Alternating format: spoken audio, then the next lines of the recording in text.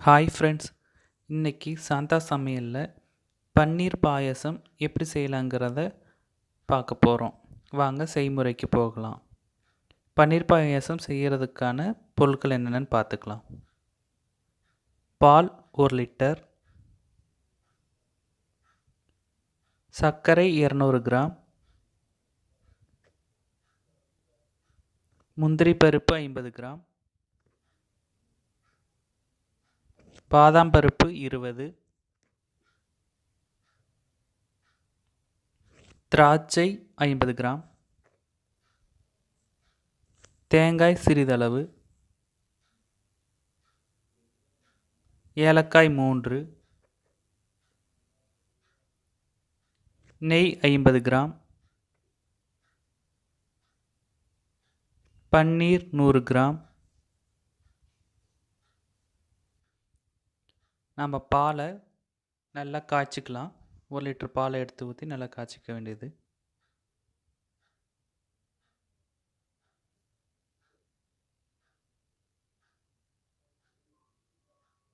ஒரு லிட்டர் பால் 3/4 லிட்டர் அளவுக்கு ஆகிற அளவுக்கு ஆனதுக்கப்புறம் நம்ம அதில் சுகர் சேர்த்துக்கலாம்.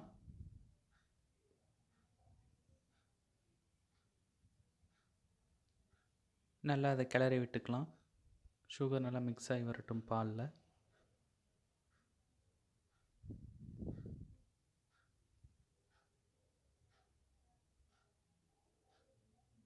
இப்போ நான் 100 கிராம் பன்னீரை 80 கிராம் மட்டும் கேரட் சேர்த்து எடுத்துருக்கிறேன். அதை மட்டும்தான் இதில் சேர்க்குறேன். 80 கிராம் அளவுக்கான பன்னீரை அதில் சேர்த்துருக்குறேன், உதிரி உதிரியாக இருக்கிறத.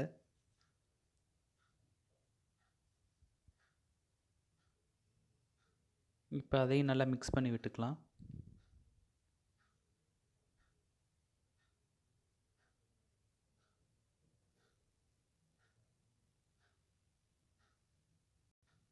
இப்போ இன்னொரு கடாயை வச்சுட்டு அதில் 50 கிராம் நெய்யை சேர்த்துட்டு, மீதம் இருக்கிற பன்னீர் இருக்குது இல்லைங்களா, 20 கிராம் அளவுக்கு தனியாக வச்சுருக்கோம் இல்லைங்களா, அதை சின்ன சின்ன பீஸாக கட் பண்ணி இருப்போம்.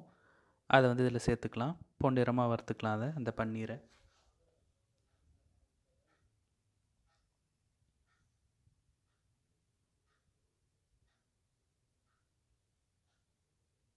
நல்லா பொன்னிறமாக ஆகிற வரைக்கும் நல்லா அந்த நெய்யிலேயே வறுத்து எடுத்துக்கலாம். நம்ம சிம்மிலே வச்சு வறுத்தோம்னா உடையாமல் வரும். பாருங்கள், நல்லா பொன்னிறமாக வந்துருச்சு.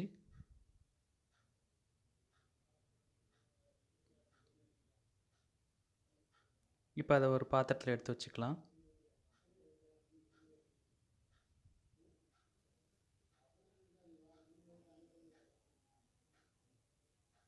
இப்போ அதில் 50 கிராம் முந்திரியை சேர்த்து வறுத்துக்கலாம் அந்த நெய்யில்.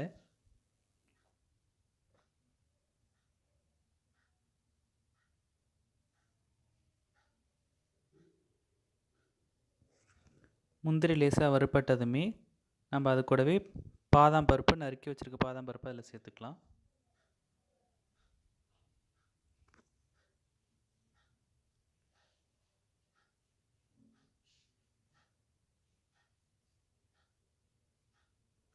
பாதாமும் முந்திரியும் நல்லா செவந்து வறுந்து வருது.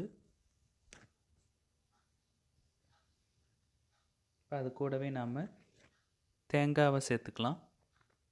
பொடியாக நறுக்கியிருக்க தேங்காவை அது கூட சேர்த்தாச்சு.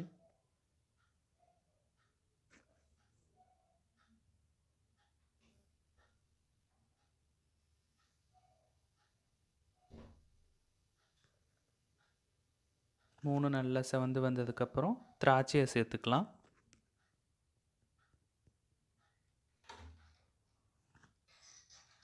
திராட்சை நல்லா பொன்னிறமாக வறுத்து கொஞ்சம் நல்லா வெந்து வரட்டும்.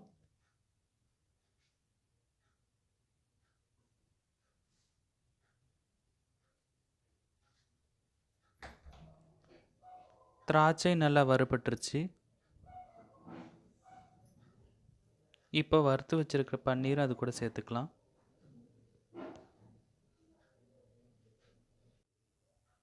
நல்லா அதை மிக்ஸ் பண்ணி விட்டுக்கலாம். எல்லாம் நல்லா மிக்ஸ் ஆகிட்டோம். இப்போ எல்லா நட்ஸும் சேர்ந்து நல்லா மிக்ஸ் ஆகிடுச்சு. இப்போ அது கூடவே அதுங்க நம்ம ரெடி பண்ணி வச்சுருக்க அந்த பால் கரைசல் எடுத்து அதில் சேர்த்துக்கலாம். ஒரு 2 நிமிஷம் கொதிக்கட்டும்.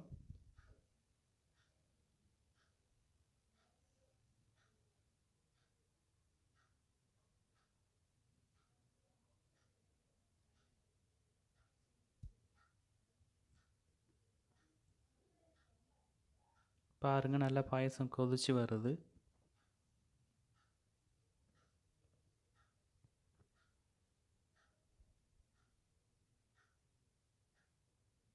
ஒரு 2 நிமிஷம் கொதிச்சா போதும். இப்போது ஸ்டவ் ஆஃப் பண்ணிவிட்டு ஒரு 1/4 டீஸ்பூன் நெய் மட்டும் சேர்த்துக்கோங்க. பன்னீர் பாயசம் தயார்.